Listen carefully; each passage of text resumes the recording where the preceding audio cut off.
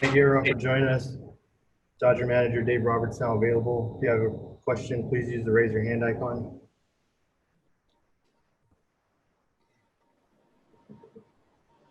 First question is from Alana Rizzo. Go ahead.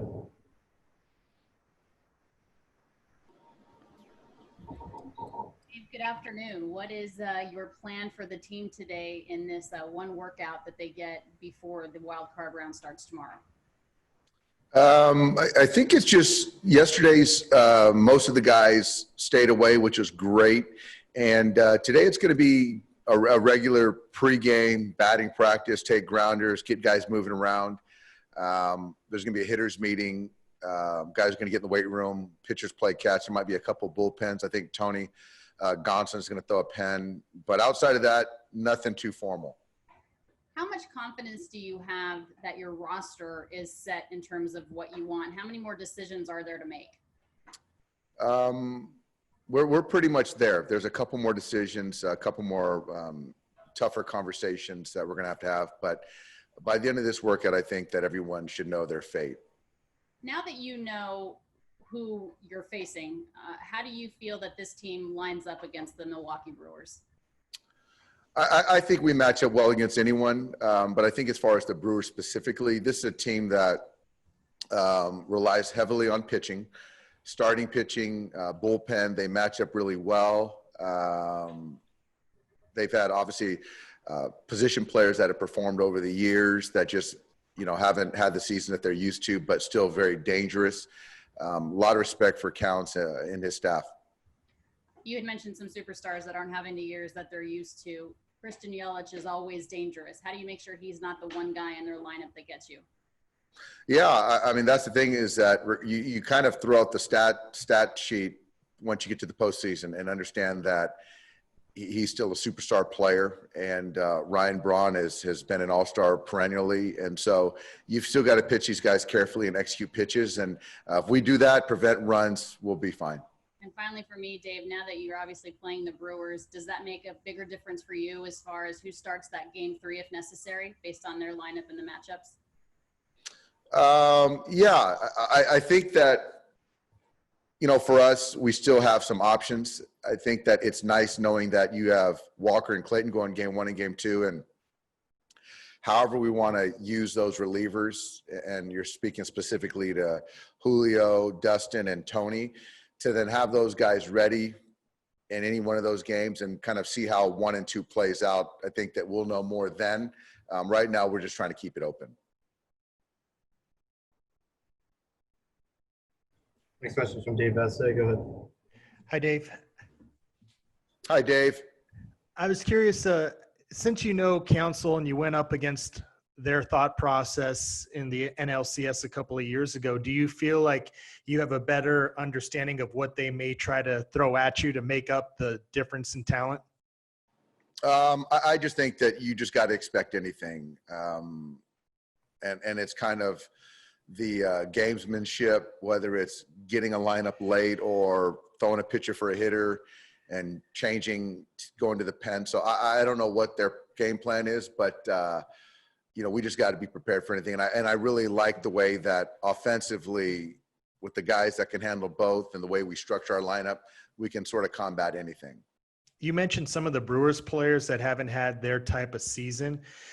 Have you talked to Cody or Muncy about starting fresh and not worrying about what took place over 60 games? I don't think that I needed to have that conversation, Dave. I think that they're both excited, like everyone else, to start this new season. And it certainly is healthy and helpful when the stats don't matter. It's just about playing to help your team win a baseball game. So, again, this is a crazy year. This regular season shortened. So I just love the guys that will be running out there this series. You guys have been really good scoring late this season, but how important is it to make your job easier to have a lead before they can bring in Hader and Williams? It's important. It's really important. I think especially with this bullpen, they're going to rely heavily on those two guys specifically. I'm certain of it. So to get a lead early, the middle innings, I think is imperative because, yeah, I don't see those guys losing too many games late with those two arms. Next question is from Gurnick. Go ahead.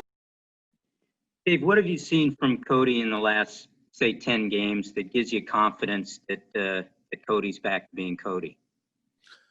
I think for me, I see some balls hit on a line to left center. I see some balls hard up the middle. And that's probably for me. I think he's taking his walks. So those are things I think showed me that it's trending in the right direction. Okay.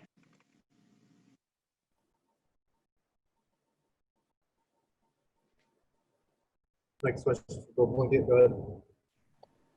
Dave, we just watched Terrence Gore run the bases. Is he on your roster? There's a good chance, Bill. I don't know when it's supposed to be official, but I like what Terrence is doing. We talk about World Series or bust expectations with this team every year. Because of the nature of this year, is it more appropriate than ever? And by that I mean, you know, are all the risks and sacrifices that everyone's making worth it for anything less than a championship?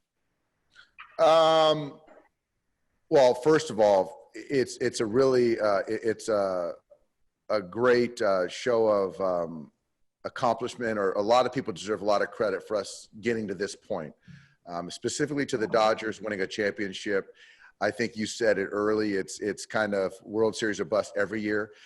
This year, I think it's just I think it's certainly would be more special. I think if it could even be possible after, you know, talking about winning a championship. But we've all gone through a lot. The whole industry has. But I think for us, we're just right now, Bill, we're just focused on the Brewers, and we'll see what happens. You mentioned that you're going to be less platoon driven this October than in the past. Does that inoculate you against some of the games that the Brewers would like to play? I think so. You know, especially the first 6 hitters that we run out there every night. But I think that, yeah, I think that to kind of stagger left, right, to have the guys that can hit both certainly protects us a little bit more. Some of your key players do not have a good postseason history, specifically Seager and Bellinger. What about this year's lineup, this year's offense, do you think makes you able to absorb something like that if it happens again? I think the depth all the way around. And I think specifically you mentioned Corey and Cody. I think it's just growth. I think Corey, you know, a couple of them came in hurt and didn't play and was banged up going into the postseason. So I think another one, he performed really well. I think Cody is just continuing to get experience, and I really expect him to, you know, perform, and whatever that means. But also, I think to your question is, we just have a lot of good players that no one or two players needs to carry us anywhere. I got time for one more. Go ahead, Jorge.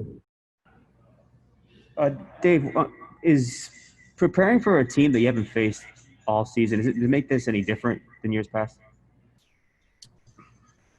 A little bit. You kind of got to go back to some video, and you just haven't really seen them up close and personal, because I think that guys change year to year, you know, a little bit. We haven't seen this Devin Williams, to see him a lot on video, but to see him firsthand, I think would have been helpful. But they have that same dilemma or same, you know, situation. So we'll see how it plays out, but it's going to be a fun series. What has Walker Buehler done between after his last start? Has he thrown a bullpen? Has he done it without carving his blister? What's he been up to?